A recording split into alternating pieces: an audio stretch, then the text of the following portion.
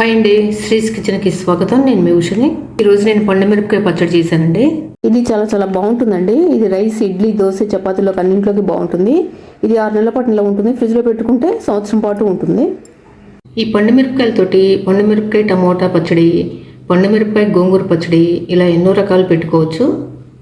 అన్నీ కూడా చాలా చాలా బాగుంటాయి. ఈ పండుమిరపకాయ పచ్చడి ఎలా చేసిన ప్రాసెస్ అంటే మీరు ఈ వీడియోలో చూసేయండి. ఇదిగోండి, పండుమిరపకాయ పచ్చడి చేయడానికి నేను 1/2 కేజీ పండుమిరపకాయలు తీసుకొచ్చాను. ఇవి ఇలా గట్టిగా చక్కగా చూసారా ఎంత బాగున్నాయో. ఇలా గట్టిగా ఉండాలి, కండగలిగి ఉండాలి, బాగా చక్కగా ఫ్రెష్గా ఉండాలి. మళ్ళీ ఇలా ఉన్నవి తీసుకొచ్చుకోండి.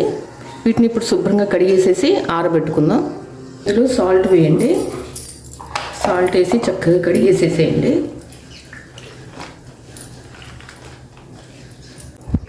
ఈ విధంగా అన్నీ శుభ్రంగా కడిగేసేసి వీటిని ఒక జల్లెడికి వేయండి.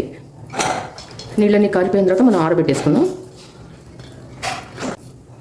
ఇందులో ఏమైనా తొడిమిలు లేని ఉంటే తీసేసేయండి. అవి ఇట్లా తొడిమిలు ఉన్నవే ఉంచుకోండి. ఈ తొడిమిలు బాగా ఆరిపోయిన తర్వాత అప్పుడు తీసేద్దాం. అప్పుడే తీవాకండి తొడిమిలు లేనివి తీసేయండి. ఎందుకంటే నీళ్ళలో కడిగినప్పుడు నీళ్ళని అందులోకి పోయి పచ్చడంతా పాడైపోతుంది. నీళ్ళన్నీ కారిపోయిన తర్వాత ఇలా ఆరబెట్టేసుకోండి. ఇదిగోండి, చక్కగా ఆరిపోయినాయి అన్నీ. ఇప్పుడు వీటిని మనం అసలు తడి అనేది లేదండి వీటికి, అయినా ఒకసారి తుడి చేసుకుందాం.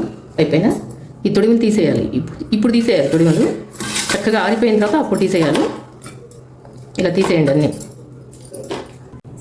ఇవి అప్పుడే కోసారు, ఫ్రెష్గా ఉన్నాయనడానికి దానికి గుర్తు. ఇలా ఈ పైన తొడిమ చూసారా, చక్కగా గ్రీన్ కలర్లో ఎలా ఉందో, పచ్చిగా ఇలా ఉన్నవి తీసుకోవాలి. కొన్నిటికి ఎండిపోయి అలా ఉంటాయి, అది ఎప్పుడో కోసిన కాయలు అనమాట. అట్లాంటివి తీసుకోవకండి. ఇట్లా పచ్చిగా ఉండాలి కాయ, పైన తొడిమ అనేది. అసలు ఎంత కలర్ఫుల్గా ఎంత బాగున్నాయి చూడండి. పైన గ్రీన్, కింద రెడ్. చూసారా, అన్ని ఇలా తొడిమి తీసేసి పెట్టుకోవాలి. మీకు ఏమైనా డౌట్గా ఉంటే కొంచెం ఇలా తుడి చేసుకోండి. కాకపోతే ఇక్కడ అసలు తడి అనేది లేదు, మొత్తం బాగా ఆరిపోయింది.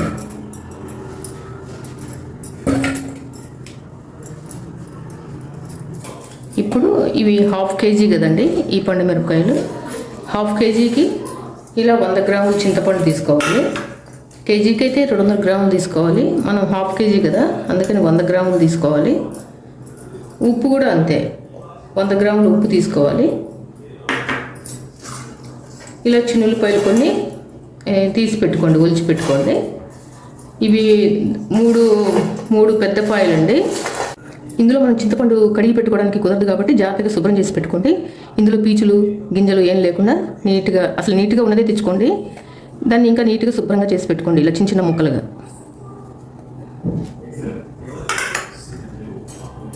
ఇప్పుడు స్టవ్ వెలిగించి ఒక తాలింపు చిన్న ప్యాన్ ఉంటుంది కదా, అది పెట్టుకోండి. మనం మెంతులు, ఆవాలు వేయించుకుందాము. 1 స్పూన్ మెంతులు,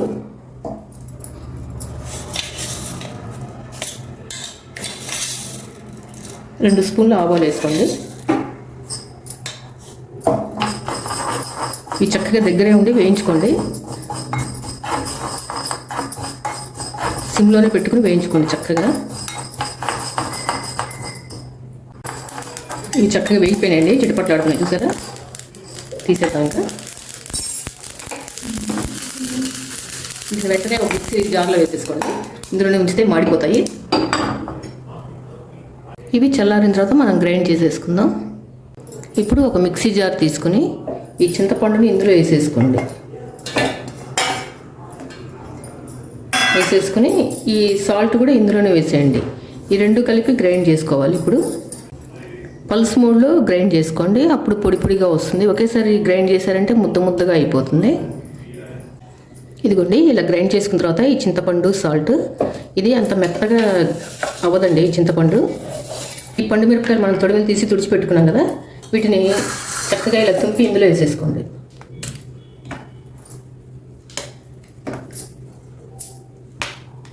ఇలా తుంపి వేసుకున్నందువల్ల మనకి కచ్చపచ్చిగా వస్తాయి చక్కగా, మరీ మెత్తగా అవ్వకుండా చక్కగా వస్తాయి.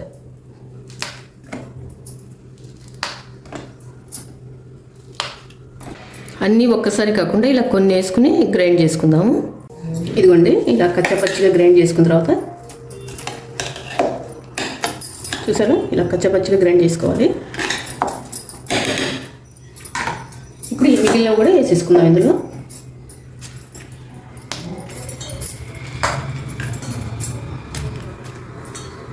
ఇలా గ్రైండ్ చేసేసుకున్న తర్వాత చూసారా, ఇలా కచ్చపచ్చిగా చేసుకోవాలి, మరీ మెత్తగా చేసుకోకండి. ఇందులో కొంచెం పసుపు వేసుకోండి.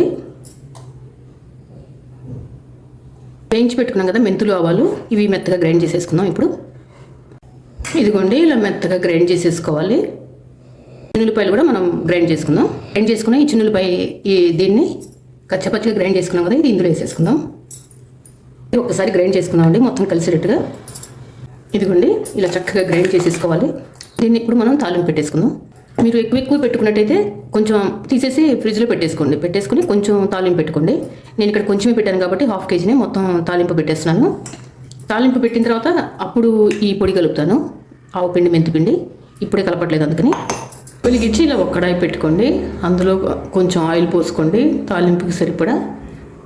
ఇది నువ్వుల నూనె కానీ వేరుశనగ కానీ వేసుకోండి, ఏదో ఒకటి.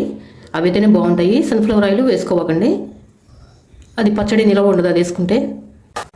నేనైతే ఇక్కడ వేరుశనగ నూనె వాడుతున్నానండి. ఇప్పుడు ఇందులో కొంచెం పచ్చిశనగపప్పు, కొంచెం మినపప్పు, ఆవాలు, కొంచెం జీలకర్ర. సిమ్లోనే పెట్టుకోండి స్టవ్. చక్కగా ఇది లోపల నుంచి వేగాలి, అప్పుడే బాగుంటుంది తాలింపు అనేది. ఇప్పుడు ఇందులో మనం కొంచెం ఒక 4-5 ఎండుమిరపకాయలు వేసుకోండి. ఇప్పుడు ఇందులో కొంచెం కచ్చాపచ్చిగా దంచుకున్న ఈ చిన్నులపాయలు ఇందులో వేసేయండి. చిన్నులపాయలు ఇలా కొంచెం ఎక్కువ వేసుకోండి. మనం ఇందాక గ్రైండ్ చేసేటప్పుడు కూడా వేసాం కదా, మళ్ళీ ఇప్పుడు తాలింపులు కూడా వేసుకోండి, బాగుంటుంది.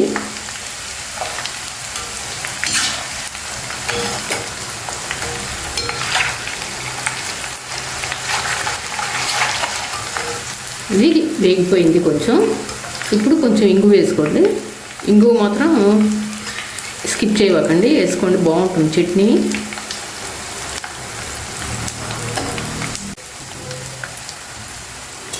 ఇప్పుడు ఇందులో కరివేపాకు వేసుకోండి.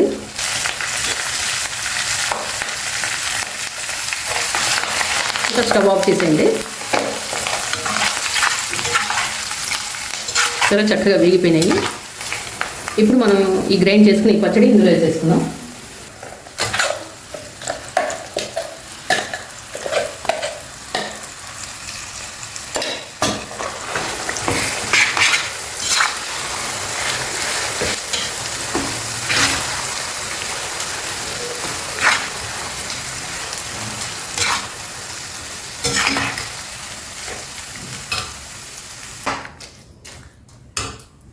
ఇది కొంచెం చల్లారిన తర్వాత మనం ఆవు పిండి, మెంతి పిండి కలుపుకుందాం.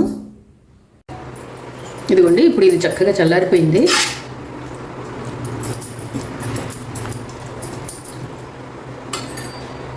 ఇప్పుడు మనం గ్రైండ్ చేసి పెట్టుకున్న ఈ ఆవు పిండి, మెంతి పిండి ఇందులో వేసేద్దాం.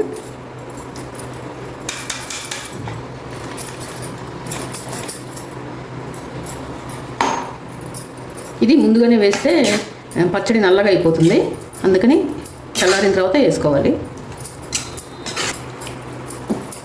ఒకసారి మనం టేస్ట్ చూద్దామండి, ఉప్పు కారాలు సరిపోయినాయో లేదో. ఇందులో మనం కారం వేసుకునే పని లేదు, ఎందుకంటే ఇవి పండు మిరపకాయలతోనే కదా మనం పెట్టింది, అందుకని.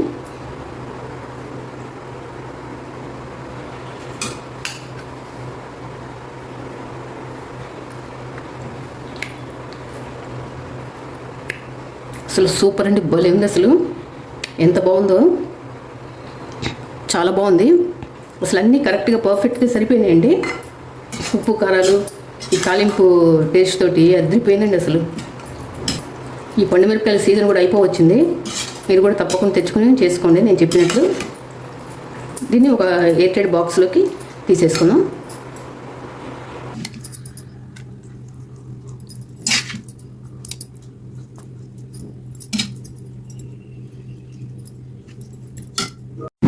ఇంతేనండి, పండు మిరపకాయ పచ్చడి చేయడం అయిపోయింది. టేస్ట్ ఇది చాలా బాగుందండి, అదిరిపోయింది అసలు.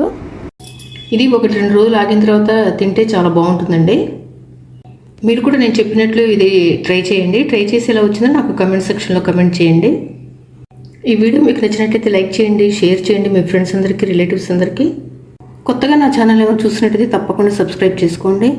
మరిన్ని వీడియోస్ కోసం నా ఛానల్ సబ్స్క్రైబ్ చేసుకోండి. Thanks for watching. బాయ్ అండి. ఇదిగోండి పచ్చడంతా ఒక డబ్బాలో పెట్టేశాను. ఇప్పుడు నేను మీకు చూపిస్తాను, టేస్ట్ చూసి చెప్తాను.